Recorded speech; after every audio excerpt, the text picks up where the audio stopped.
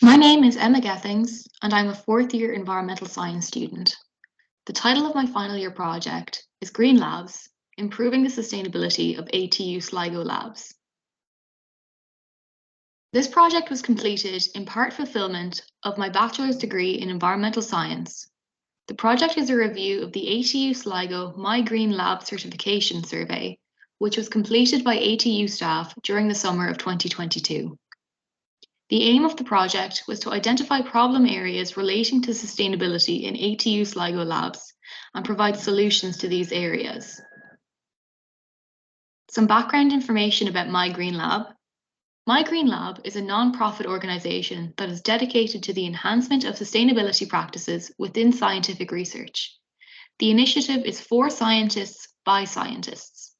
The aim of the organisation is to discover new methods that can be implemented within labs in order to lessen their environmental impacts. My Green Lab certification is considered a global benchmark for the leading sustainability practices in labs, and it is acknowledged by the United Nations Race to Zero programme. The programme offers practical solutions that labs can implement to increase their sustainability. As of today, over 1,000 labs worldwide have achieved My Green Lab certification. During the data analysis of the survey, several knowledge gaps were identified across the categories. In waste management, it was found that over 65% of surveyed staff were not aware if ATU Sligo labs avail of packaging or equipment take-back programs. 35% said that they never recycle gloves when feasible, and 43% said that solutions have never been implemented to minimise the largest waste streams that the labs produce. Under the category of water, it can be seen that 52% of surveyed staff don't know if the taps in the labs are fitted with low flow aerators. 61% don't know if single pass cooling is used on equipment, and 74% say there has never been any group discussions around ways to minimise water usage. In the areas of energy, 57% of surveyed staff say there has never been a discussion relating to what pieces of equipment must be left on all the time and what equipment can be turned off. 30% say that they don't know if energy saving modes are utilised on equipment, and 52% don't know if the energy consumption in the labs has been investigated to identify the equipment that consumes the most energy. In response to the identified information gaps, an interview was conducted with a technical staff member of ATU Sligo. The interview consisted of a total of 15 questions across all of the categories. The interview provided answers to survey questions where don't know responses accounted for over 50% of the answers.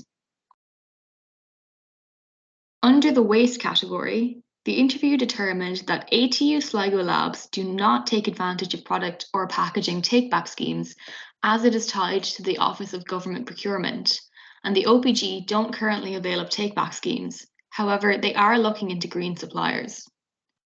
When it comes to waste audits, ATU Sligo have performed their own waste audits and identified the largest waste streams. Chemicals are never repurposed or donated, and equipment is generally never donated as there is no surplus and usually just reaches end of life. In water, the interview determined that some of the taps in the labs are fitted with low flow aerators, but not all of them. Water vacuum aspirators have been replaced by the house vacuum system for all taps. Single-pass cooling is used for distillations and other procedures in the organic chemistry labs via Liebig condensers, but it is not utilised often, and single-pass cooling is never used on equipment, as most have their own chillers. The efficiency of the purified water systems on campus is checked twice a year by the suppliers of the deionising systems, but it is not checked by the ATU itself. In terms of energy, the interview determined that the largest energy consumers in the labs have not been identified, as there is currently no system in place of monitoring energy usage directly. And when replacing equipment, ATU Sligo does not currently score new equipment based on energy ratings. Under the category of community, the interview determined that there is currently no point person for sustainability in the labs. There is also nothing directly established when it comes to roles and responsibilities of the upkeep of the lab's sustainability activities. And there is currently no process to ensure the sustainability measures in the labs are up to date. Based on the project findings, the following recommendations can be made. When purchasing new lab equipment, take BER ratings of the equipment into account and try to purchase the highest rated one that is feasible. Arrange monthly meetings with both academic and technical staff to discuss areas where sustainability can be improved in the laboratories, as well as what measures have already been taken, what measures are working, and what can be improved upon.